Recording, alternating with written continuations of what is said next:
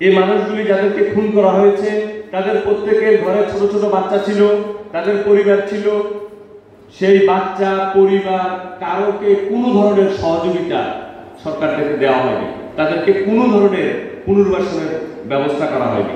এটা নাগরিক হিসেবে আমাদের ব্যর্থতা। এই দেশের সরকার যে কটে সরকার পাড়ি দিয়েছে 1996 সালের 97 সালের পর থেকে প্রত্যেকটি সরকার এর দায় থেকে মুক্তি পেতে পারে না। পার্বত্য চট্টগ্রামে ধারাবাহিকভাবে একের পর এক যে বাঙালি হত্যাকাণ্ড হচ্ছে, একটি খুনেরও এখনো বিচার হয়নি। তাহলে কি আমরা ধরে নিব যে পরিকল্পিতভাবে এই হত্যাকাণ্ডগুলি ঘটানো হচ্ছে শুধুমাত্র পার্বত্য চট্টগ্রাম থেকে বাঙালিদেরকে বিতাড়িত করার উদ্দেশ্যে নয়? কি বাংলাদেশের স্বাধীনতার পর থেকে পার্বত্য চট্টগ্রামকে নিয়ে একটি জাতি গোষ্ঠী, একটি সন্ত্রাসী গোষ্ঠী, ভারতের মদতপুষ্ট দালালরা, ফ্যাসিস্ট, তারা পার্বত্য চট্টগ্রামকে বাংলাদেশ থেকে বিচ্ছিন্ন করার জন্য ষড়যন্ত্র করে আসছে।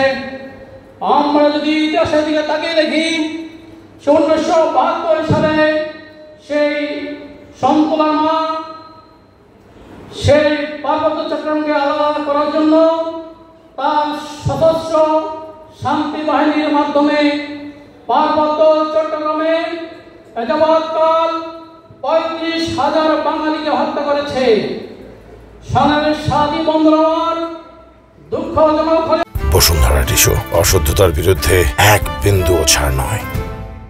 সত্য, আজকে যে দিবস পালন করতে যাচ্ছি সেই 1996 সালে আজকের এই দিনে 9 সেপ্টেম্বর পাকুয়াখালীর ট্র্যাজেডি যে দিবস বলা হচ্ছে, সেইখানে সেই লংগদুর কাঠুরিয়াদেরকে মিডিয়ে নাম করে তাদেরকে ডেকে নেওয়া হয়েছিল।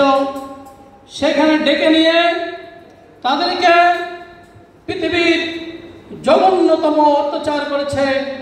মানুষদেরকে গাছের সাথে প্যারাক মেরে খুঁচিয়ে খুঁচিয়ে তাদের চোখগুলো উপড়ে ফেলা হয়েছে। তাদেরকে বাঁশের কঞ্চি দিয়ে পিটিয়ে পিটিয়ে তাদেরকে হত্যা করা হয়েছে। পার্বত্য চট্টগ্রাম ইতিহাসটি অত্যন্ত কলঙ্কজনক।